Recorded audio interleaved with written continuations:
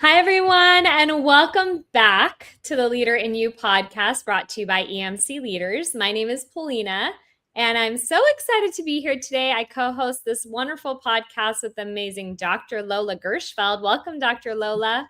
Hello, Polina, and hello, everyone. We are so excited to be here today with our special guest. We have a special guest. Yes, that's right. We are very, very excited to welcome back Jaime Goff. Welcome, Jaime, back to our show. Yes, thank you for having me. I feel so honored to be a guest for a second time.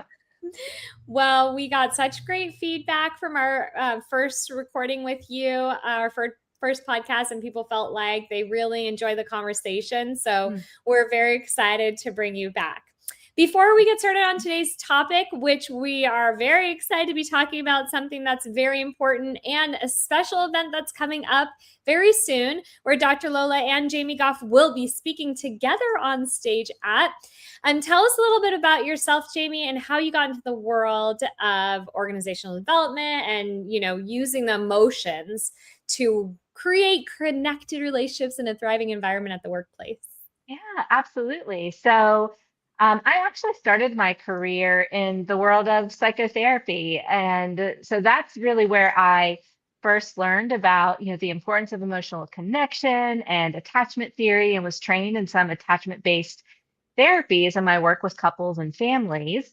And then later on, I got interested in how that might also translate into the workplace, into relationships between leaders and their teams and their followers. So that's how I moved over into the organizational development space. And now that's where I spend my time, my professional time. I'm an ICF certified coach. So I do a lot of one-on-one coaching with leaders across various industries. And then I also go into organizations and lead retreats and workshops for their leadership teams on these types of topics. Wow, that's amazing. And how many years have you been doing that? Oh, so had a 25-year career. Yeah, the first half of it was kind of in the therapy world. And then I've been doing coaching and organizational development, talent development work for it's going on 10 years now. Wow, that's awesome. And you have a book called The Secure Leader. I do. I love the title. Right here with me.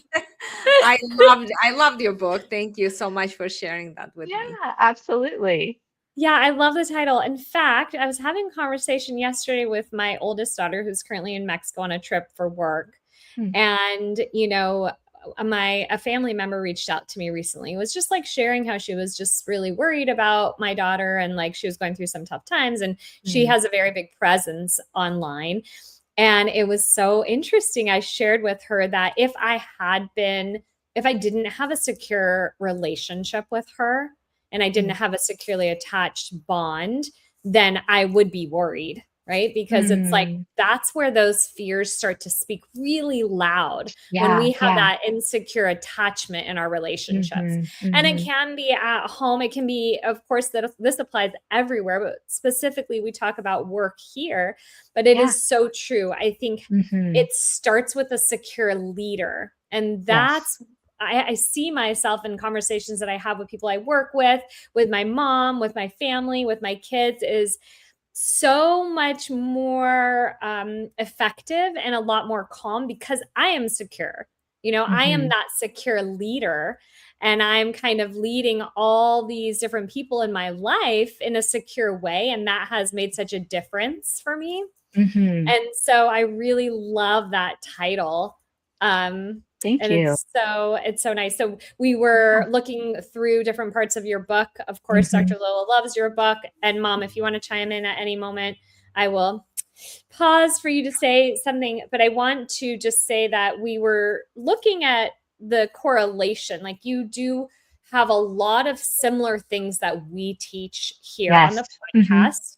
And one of those is to be accessible, responsive, and engaged. Yes. The absolutely. ARE framework, which is something that we, it's kind of like the goal, right? You get to do all these sessions and you get to communicate effectively and reconnect with people at work in order for you to be accessible, responsive, and engaged, and get to a point where when you are a secure leader, you can be accessible, responsive, and engaged in difficult moments. So how has that come into your experience in your life and like what you're doing with your work?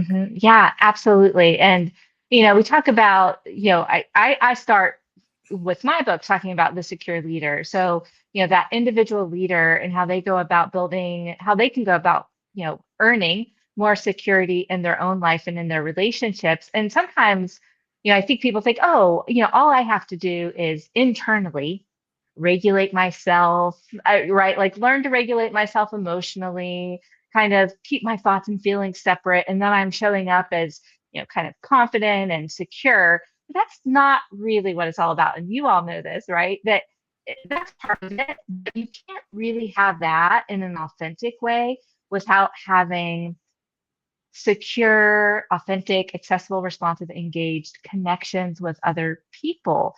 That's the other side of the equation, and it's so important. And so, as I address leaders in my book, I'm talking with them about what does that look like for them? Where are those sources of security? Where are their secure relationships that they can cultivate for themselves, whether that's personally or in the workplace for themselves, so that they can then show up in that way and provide that kind of secure base and safe haven that we talk about for their team members. And you can't really provide that secure base, safe haven if you're not accessible, responsive, and engaged, and really attuned to the people that you're working with. It's so true. And I just want to say that it just kind of bridges to the topic that I wanted to discuss today in today's podcast, which is what you will be speaking about at the ATD Org Dev. So for those of you who are listening or watching us, Dr. Lola and Jaime Goff, along with Eric Bostick, did I say that right? Yeah. Are going to be speaking at the ATD Org Dev Conference September 30th in Indianapolis, Indiana. I'm not going to be there, sadly, but I'm very excited that you guys will have the opportunity to do a panel discussion. And the topic for the discussion is going to be how attachment science builds trust, resilience, and high-performing teams. And we kind of like hit the mark on I feel, the most important skill that leaders have to have, which is to be accessible, responsive, and engaged in difficult situations. So take us through a little bit about like more on the topic of that science, that building that trust. How do you build trust and resilience and create this high performing team with that being accessible, responsive, and engaged? I was like, well, first I just want to say, like, I'm so excited to, kind of share the stage with you, Lola. I'm disappointed I'm not going to get to meet you in person, Polina. But I think Lola and Eric and I are going to have a lot of fun doing this together. But yes, in terms of like, the skills or the behaviors that really demonstrate that accessibility, responsiveness, and engagement, one of the things I talk about a lot is attunement, right? So being attuned to the people around you, learning to really silence yourself so you can listen, really listen to what's going on with other people, not just in terms of what's being said on the surface, but also paying attention to like their body language and their tone of voice so that you can really connect with and empathize with what might be going on with them. And I think in the workplace, sometimes when I'm talking about this, leaders are like, oh, I don't have time for that, right? Like, I don't have time for this. But I always tell them, like, if you have an employee who is stuck for whatever reason, or they're really struggling, maybe it's a change that's being implemented and they're feeling resistant to that for some reason. It's triggering them in some way, or it's scary, right? They're afraid of what that change means for them. Taking a moment to slow down and really attune actually interrupts resistance, right? Once someone feels like they are heard, like that their experiences are understood and they can be validated. And when you validate someone's experience, it doesn't mean that you're agreeing with it. It doesn't mean you're saying like, oh, you're exactly right. You're right. This change is stupid. We're not going to do it. Right. But it just means that you take the time to understand where they're coming from. And that loosens up resistance. It helps people feel seen in the workplace, and it really can unlock things and move those relationships and move performance along when people are feeling stuck. So I think that's a huge kind of skill that is so important for leaders to learn. Another one that I talk about a lot in the workshops that I do is repair, right?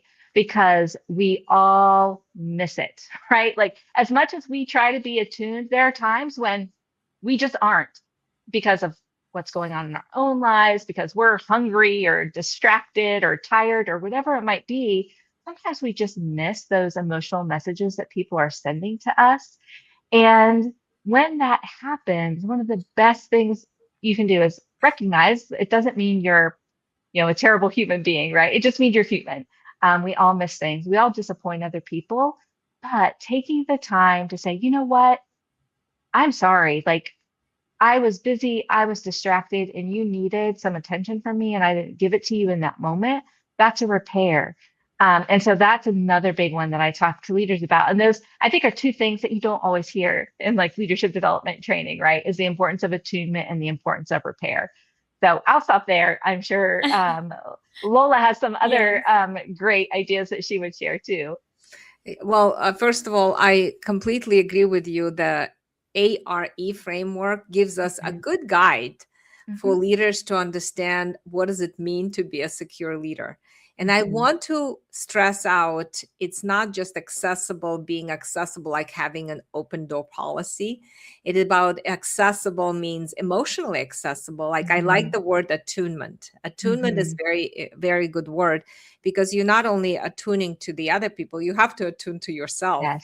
Yep. first and foremost. And so, accessible to me, I'm always saying to people, it means that you are understanding what's going on for you. Like when you get triggered, when you're Mhm, feeling like off balance, when you start to feel that maybe emotion that is coming up, or that vulnerability to say, I feel so sad, or I feel so scared mhm. that this is happening, or I feel helpless in this moment. And that is accessible. And then going a little further, to share their fears, and then what you need, like, because sometimes leaders don't necessarily Mhm. express what they need. And they think, oh, I need you to complete this task. But in a moment, right here, right now, that leaders can share their needs and say, I need to know that I'm not alone in this, right? Just being Mhm, that reassurance gives the leader accessibility and helps the other person to be there for them. mhm, And I think that is a great role modeling for leaders because sometimes people don't know how to do that. And once leaders can exhibit, like Polina was saying, I'm a secure leader with my mhm. team, with my parents, with my children, I can role model that vulnerability and that Yeah. security. That makes a big difference. Yeah, that Mhm. makes a big difference. I have a great story about this if you all would like me to share it because Yes, please. I think that like the EMC process is great, and I have training back in my therapy days in emotionally focused couples therapy, which is very similar. And one of the first times I applied this in my leadership, in my work as a leader, I was a brand new department chair at a university. And I don't know, I think I was like 31, 32 at the time. So pretty young. And I had a lot of my colleagues, so the faculty who taught in my department were more experienced than I was, who, they were more seasoned, had been in the field longer. One of whom was actually a senior administrator at the university. So, but in universities, you're often in multiple roles. And so he was a senior administrator, but as a faculty in my department, he reported to me, right? And so there was a situation where a student came to me and shared something that this person had said in class that honestly wasn't appropriate. It really wasn't appropriate. And I think I had been in my role as a department chair for a couple weeks, not very long at all. And I was like, oh no, I have to have a conversation. And not only was this person a senior administrator at the university, but he had also been my professor in the past. So, Mm. right. And I'm like, I have to sit down and have this conversation with him. And before I did it, because of my like training in emotionally focused therapy and my understanding of attachment science and the importance of being attuned to my own feelings, Lola and Paulina, what I did is I sat down and I went through the cycle for myself. That's so I good. jotted it out. Like, so, I kind of, as, some of the EFT folks, I like took the elevator down. I was like, okay, what's really going on for me here? What am I afraid of in this conversation? What are my anxieties? And then just kind of thought through, like, based on how I present this to him and have this conversation, how might he be likely to react? And what can I do to make sure that I'm being vulnerable so that he can hear me and then also be vulnerable? And so that's what I did. When we sat down to have the conversation, that's how I started. I just told him, I said, this is a really scary conversation for me to have because I respect you so much. And like, I see you as, as a leader, as someone who is kind of higher than I am. And it's really scary for me to have this conversation. I'm very anxious about this. And I could just see him soften, right? Because that's what happens when we're vulnerable and open about our emotions. The other person will typically soften in response to that. And then we went on from there and we had a great conversation. If I had gone into that being like, this is just unacceptable, like you can't do this, right? The conversation probably would have gone so differently. And so that was kind of one of my first big aha moments. So like, oh, this works in the workplace, right? Not only in like intimate romantic relationships, but this works in the workplace too. So I just share that story because that was one of my big aha moments with all of this. Yeah, and I Is think, Jamie, what you just demonstrated is it's hard to notice and hard to believe that it actually works, right? Yeah, So, yeah. and as you mentioned, when leaders say, "Oh, I don't have time," I hear that often Hmm. in my practice as well and my training. And you just say like, yes, and if you just take the moment, everything else becomes faster, more effective, Yeah, more efficient, exactly. because people are not Absolutely. stuck. They're not wasting time ruminating on what's happening for them and trying So to true. regain their balance when they don't really have the tools. So Yep, excellent, absolutely. great story. Yeah. Hmm.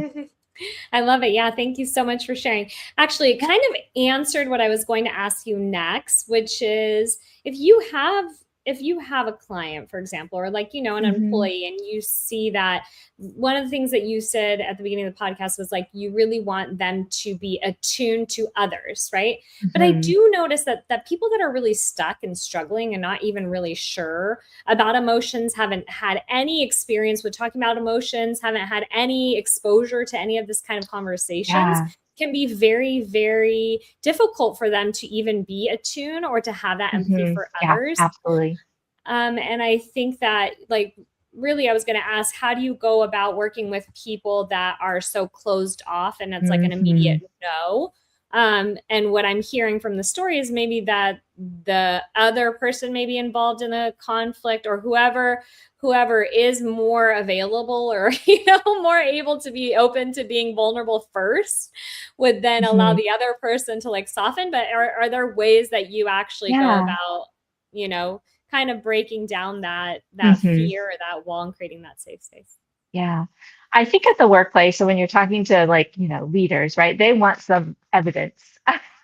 And they want to know, right, that it works. So I mean, that is one thing I do. I always try to make sure that I tell them like there's evidence that this type of approach works.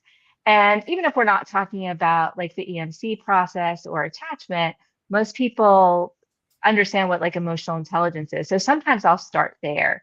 And the biggest, the foundation of it is that self-awareness and how important it is to attune to your own emotions, like you were saying earlier, Lola. Yeah. So we'll talk about that. Like, what does that look like for you to really understand what you're experiencing? And some of us, I would be the first to admit that is not my strong suit. It's not just kind of based on my experiences and the way I was raised and some of my attachment dynamics. I have to be really thoughtful about it and take the time to sit down and think through what am I really feeling?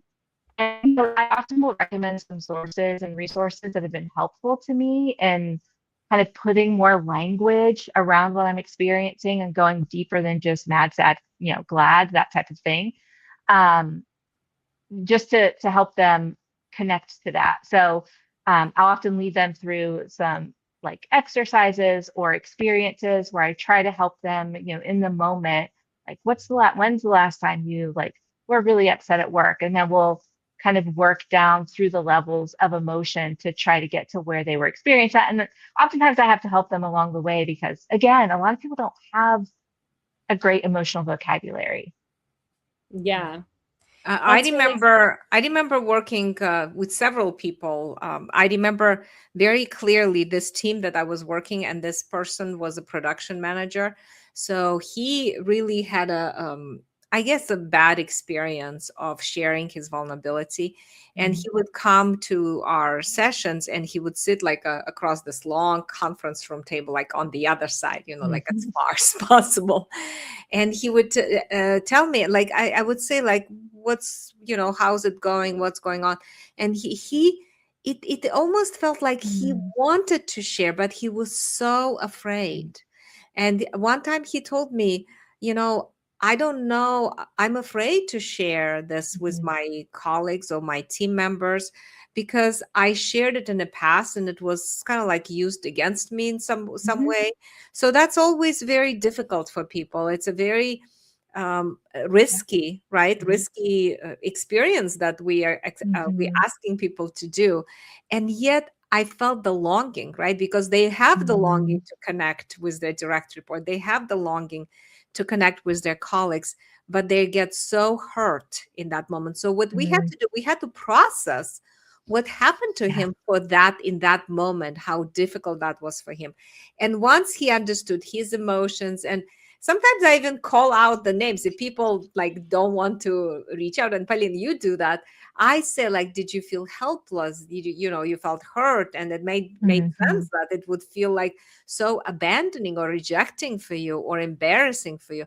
So as soon as they start to organize those emotions, guess what? They become a lot more balanced and open mhm, to experience. So that really helped him to say. And it I also accepted, right? I accepted mhm, his fear, that it's yeah, okay. It makes total sense that it's so difficult because it was mhm, so painful. And yeah, as soon as people feel that you really hear them and you mhm, can be there with them in that moment, they do open up, because there's again longing for connection. We're wired yeah, to do that. mhm. Yeah, no, I was just gonna say, I think that's such an important point. I think this is why it's important to start with leadership in organizations, right? Because if it's not a like if there are environments, workplace environments that aren't safe, that don't feel safe. And it's one of those things that begins at the top, right? Just like with families. So if a parent doesn't demonstrate that they can provide safety, then their children aren't going to open up, which is what you were talking about earlier, right, Paulina? So I yeah. think that's why for me, I feel like it's so important to start with organizational leaders because they're the ones that have to start, right? It's like you have to kind of go first when you have if we because power is it's just part of the system and the way that most of our organizations are set up. So you kind of have to start with the people who have some power being the ones to go first and to show that they're willing to be vulnerable. So they create that, safe haven and secure base for others. Uh, yeah, I love it. I love everything that you guys are saying. You have like a quadrant kind of framework also in your book that you do talk about. Is that correct? You have Yeah, like the four Goldman different. model, the Goldman model. The Oh, emotional, for yeah, for so emotional intelligence. yes, for emotional Yeah, intelligence. yeah, yeah, yeah. So, Well, I kind of touch on it a little bit in the book. Yeah. oh, okay. So it's not. So do you have like a main, how do you like a tool that you start with when you Hmm. work with people? So when it comes to kind of identifying like maybe their attachment style and how that shows up in the workplace, I do have an assessment on my website that Oh, people okay. yeah, that people can take, and then they get a report back that says your most, and we're none of us fit in a box, and none of us are like, secure, anxious, avoidant, or disorganized. It's fluid, but they'll get a report back that just says, here are your scores in each of these areas. Your most dominant style seems to be this, and these are some things you can do to work to earn more security based on those scores. So I do have that assessment that's available, at least for now. I'm working on some other things for the future, but they're not out there yet. That's amazing. Yeah. Wonderful. Mhm. Awesome. Well, is there anything else you would like to ask, Dr. Lola? Well, I think I want to maybe share what some of the topics you will be discussing at the Mhm. ATD conference, Jamie. Yeah. So, we'll be talking obviously about the importance of emotion in the That workplace, will be but my topic. yeah, you'll be talking about that. And I'll be talking a little bit about attachment and our attachment styles and how that impacts how we show up as leaders. And then, all of us together are going to do a fun exercise that I don't really want to give away too much, to really demonstrate kind of the emotional dynamics, I guess, that can occur in teams based on how you tend to respond, especially when you're under stress or being, triggered, or those raw spots are being touched. Yeah. I think you're also going to be talking about the negative cycles, no? Yes, yeah, and that's what I was talking. Yeah, yeah, Yeah. that's what I was talking about with the exercise. I don't want to give Oh, too much away about like what that looks Mm. like, but yeah, yeah. yeah. That Hmm. I think I'm in the process of getting ready to do a presentation for Renown Health. It's an organization in Reno, and Polina is going to be doing that with me. So we will be training 250 leaders and Mm, supervisors in the emotional connection process. So what we're doing is we decided we have 2 days, 100 people for one day, the workshop, and then 150 people on the second day. So as you can imagine, we want to make that as experiential as hmm. possible. So Yeah, we are going to basically take them through the EMC process. yeah. And so I Love asked it. Paulina, how many EMC reconnection forms do you think they should complete like in one day? And she said 10. I said 10. How is it even possible? She said, well, because in the beginning, when people just starting to do the reconnection form, they feel so uncomfortable. Like they feel like, Yeah, wow, this is so very scary. surface. It's to be so vulnerable. But by the time they do the 10th one, they're like, oh, this is easy. Just follow the Yeah, form, like to 1, 2, 3. So, Palina, I'm just curious if you want to share your experience, why you selected yeah. that, and what do you see? That's so funny. It's funny that you say that because, it is a deep process, right? Like when we Hmm. go and down the elevator and go to our primary emotions and start talking Hmm. about our vulnerabilities, it like gets so deep. And I was telling my mom, we can't be that deep. Like it is deep already, but also there's got to be an aspect, especially in the workplace, where we are able to uncover what's happening with us and in the situation currently that's going on with the coworker, but Hmm. not necessarily go back like to second grade when we were whatever put in the corner.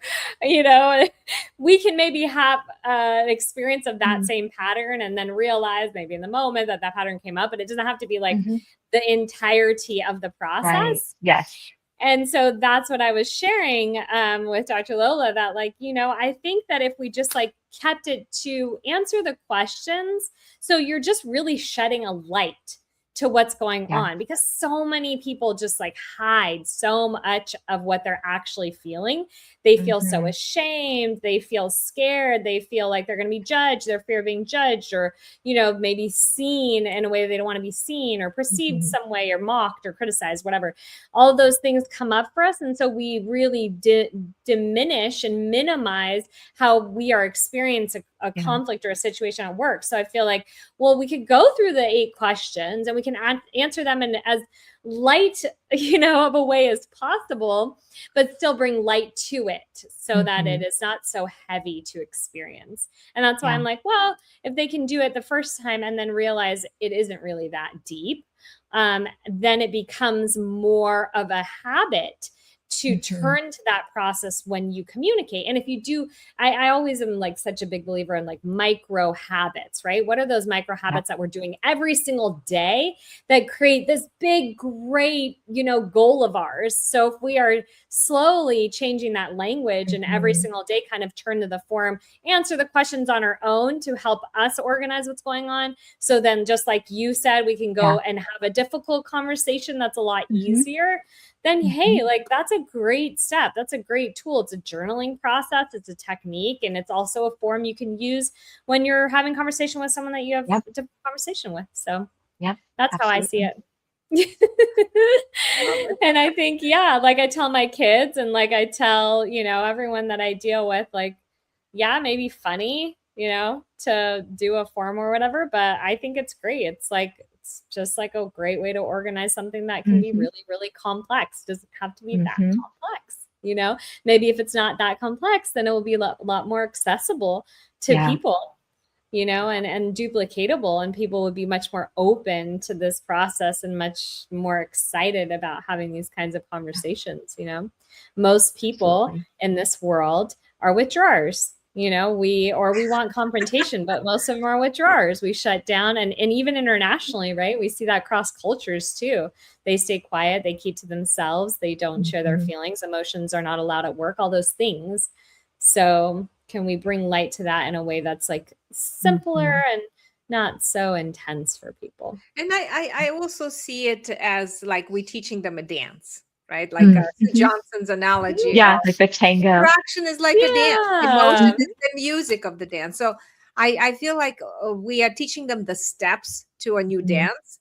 And then once they get the steps in, now they can tune into their emotions, like more sit with it and contemplate it and like hold the space for it now, because they're no longer are scared of it. So it will be very interesting to see this. I like it. Well, Jaime, thank you so much for joining us. For those of you who are listening or watching, you can get the Secure Leader on Amazon. Is that correct? No. Amazon, bookshop.org. Wherever books are sold. Amazing. Wherever books are sold. Do you have a website, Jaime? I do. It's www.drjaimegoff.com. Perfect. I didn't know you are also a doctor. How did I miss that? Your title says Jaime Goff, not Dr. Jaime Goff. But it says PhD afterwards. I didn't even notice. I just saw ACC. Right. That's okay. Well, now you guys now even blessed with greatness of 2 doctors here on our panel. Let's redo the entire podcast. Well, thank you very much, Dr. Jaime and Dr. Lola. Thank you so much for joining us today. And for those of you who are listening or watching, we appreciate you, value your commitment to creating a thriving workplace environment.